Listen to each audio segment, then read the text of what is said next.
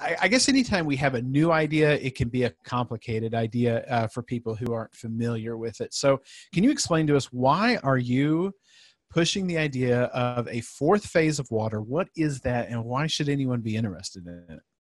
Well, it's people should be interested because this is a fundamental feature of nature. You know, we learn as students, even when we're children or middle school.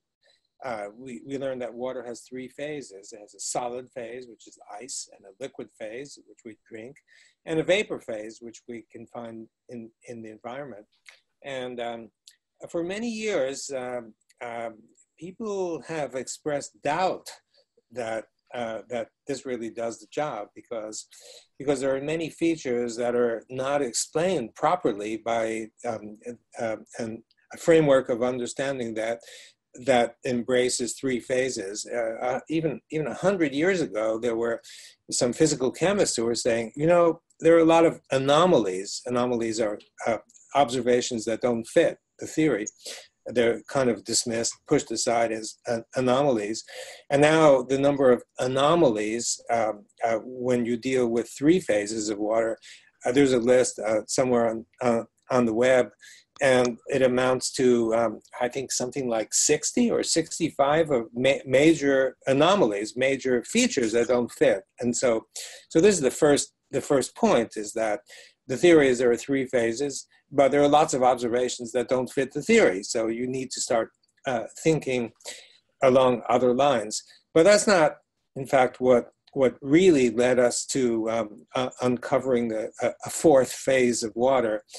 It was in fact, you might say, a mentor of mine, even though we didn't work together. But his name is Gilbert Ling. And Gilbert Ling had, by the time I got to know him, he's now 100 years old, by the way. Oh, he's, wow.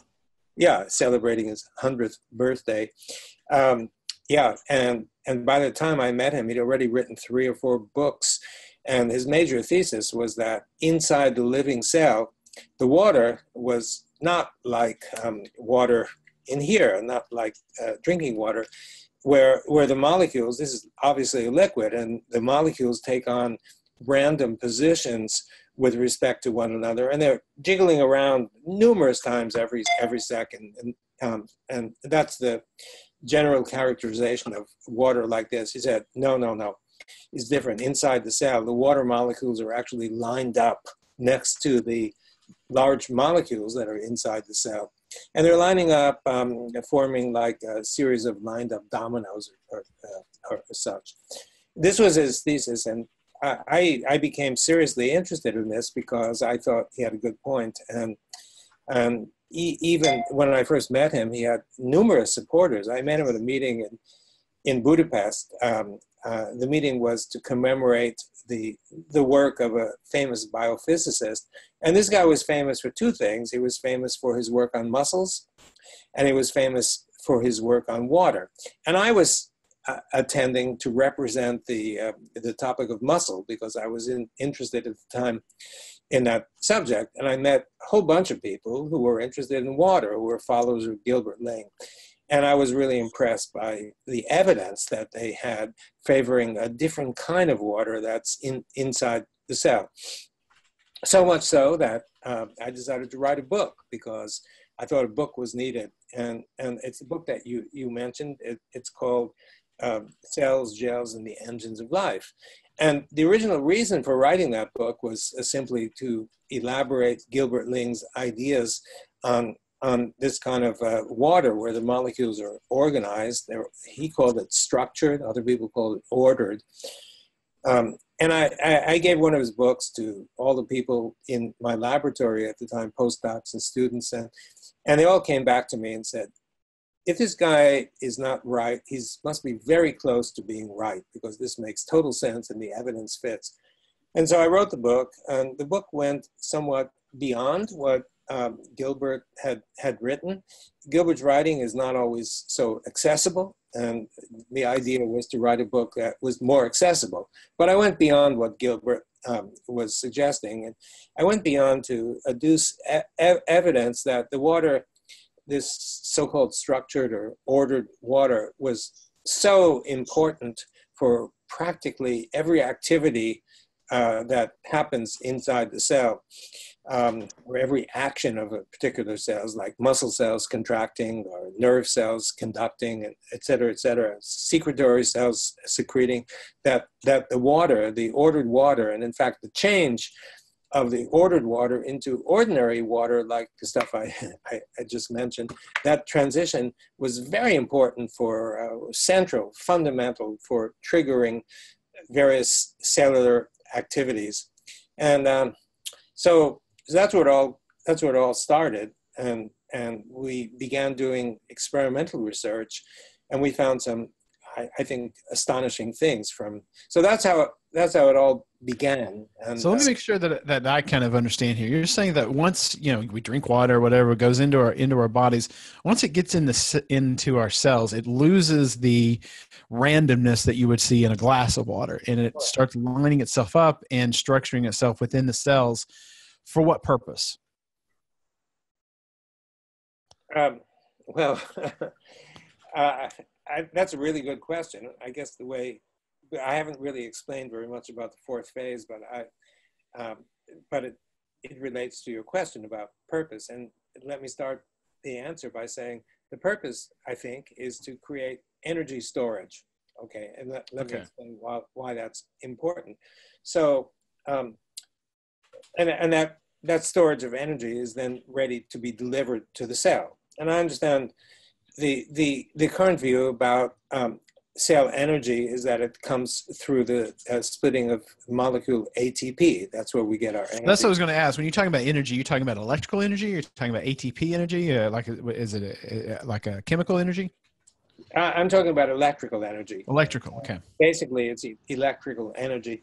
There have been some questions about the accepted energy as storage route, the ATP. Of course, it's in every textbook, and most people would find no reason to doubt it. However, Gilbert Ling cites some pretty interesting papers after the idea was published that ATP has a high energy bond, and that bond could be used to supply energy for the cell. There was a paper that followed within 1 year that challenged that conclusion, and it was challenged on the basis that the authors of the original conclusion made a mistake, a very simple arithmetic mistake, and that led to a conclusion that was not correct. And so almost nobody has paid any attention at all to that challenge. It's worth going back and reading the paper that demonstrated that there was a problem, the original assertion. And Gilbert Ling on his website, gilbertling.org, talks about that. And I'm not sure if the challenge is correct or not correct, but we've identified another source of energy, and that is, as you point out, that is electrical energy. So this fourth phase of water, it different from what Gilbert Ling had suggested. We think the evidence points to the fact that this water comes in, it builds in sheets. Each sheet, if you look down on the sheet, is a hexagonal structure, a honeycomb, six-pointed a structure that repeats again and again, and one sheet is built on the sheet prior to it. So many sheets build up, and this is the nature. We call it EZ water because we found that this kind of water excluded, so therefore excluded many solutes and particles. So we called it exclusion zone, or EZ for short, easy to remember. So, and sometimes we call it fourth phase water. So it's a bit different from what Gilbert Ling suggested. But the one observation that really surprised us is that this water typically has negative charge. It's not neutral like ordinary water. And what happens in order to build it is that the water molecule splits into the positive and negative parts, the positive part being protons, H plus, and the negative part, OH minus. So, you put the H plus, OH minus together, and that gives you H2O. But there's something that splits it, and the OH minuses then gather together to form what we call the fourth phase or EZ water. and it's negatively charged. And the H pluses, the protons, are pushed out of that, and they lodge inside the what we call bulk water, just beyond the exclusion zone. So you have a zone, and this zone is negatively charged and ordered, highly ordered. Then you have a positive zone beyond. It's like a battery, you see, and this battery holds potential energy. And this potential energy is delivered every time the cell does what it's designed to do. And that would be for a muscle cell, for example, that contracts, or a secretory cell that secretes, et cetera, et cetera. So in response to your question, which is an interesting question, why does the cell do this?